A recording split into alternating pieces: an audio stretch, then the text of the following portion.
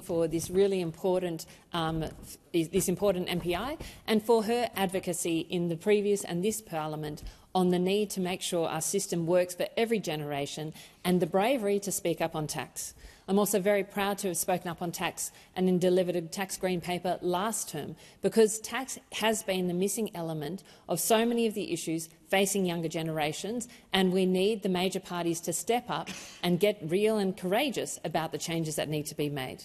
It was great to see the Treasurer out of the Economic Reform Roundtable acknowledge that the tax system is at the heart of intergenerational inequity, as well as absolutely critical to productivity. And now that he has made that admission, it is time for the parliament to get behind this in terms of driving real change. And I urge the opposition to engage constructively in this discussion, and that's certainly what I expect will happen from the crossbench here.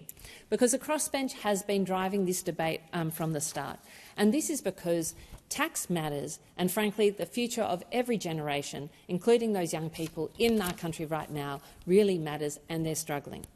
Right now we have only 8% of Australians who think that the next generation will have a better standard of living than their parents. And this is something you hear every single day on the street. And this is really rooted, I think, in three key problems. Firstly, we have flatlining productivity, and wages won't grow and generations won't be more prosperous unless we can get that productivity moving, and tax matters to productivity. Secondly, we have a tax system that is unfairly weighted to being dependent on younger working Australians when their wealth is going backwards compared to different generations. The tax system and the income system is not working for driving incentives, driving businesses, but nor it is for making sure that young generations can get ahead. And finally, we have a tax system and a system which is not driving climate action. And, this gets to the heart of intergenerational equity. Who's going to be paying the bills for climate adaptation and change? It is the current younger generations and future generations. If we don't take action now, it is a problem, and we know that the tax system can help drive this.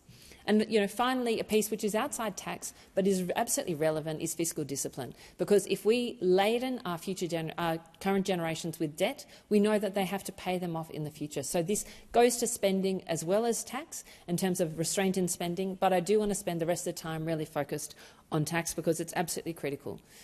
Firstly, we need a tax system that drives business investment. We are seeing business investment at record lows, and the incentives for business investment are not there. We know that the tax system, in terms of its high headline rate, is not working, but also its complexity is actually stopping investment at the level that we need to see from both international and domestic companies. And this has got to be a key focus for tax reform for the government. This is where I'm urging them to focus. But secondly, I particularly wanted to focus on our income tax system, because we do have a tax system that's just not working for generations. We have a tax system which, I think quite unintentionally, has led to a situation where in the last 10 years or so, the wealth of households over the age of 65 has grown by around 50%. The wealth of households under the age of 30 has pretty much flatlined. We have a tax system that is decreasingly relying on older Australians, despite the fact that we know that we are ageing as a population. In the 1990s, around 30% of people over the age of 65 used to pay income tax. Now it's only 17%. When we know that our population is rapidly ageing, we just got to know that that is not going to work. And we know that our young people are actually struggling to achieve the same milestones their parents did. They have a 20% lower chance of owning their own home when they're 30 to 34 than previous generations, and this is particularly affecting less wealthy younger Australians. And the tax system is really at the heart of this, because currently the only way that we are ever going to get back to budget surplus is through indexation, which is a tax on income taxes on younger working people. So the only way we're planning to, to fix our fiscal deficit is actually more impact on younger working Australians. These numbers do not add up, and this is why serious tax reform is needed. The member for Curtin has been advocating on GST, and I think this is absolutely essential that we do consider the breadth of taxes, not just a narrow cast, which some in this House want to do, because if we are going to fix this tax system to drive productivity, to drive fairer outcomes for younger Australians and to drive climate action, we're going to have to look at the breadth, not the narrow. Thank you.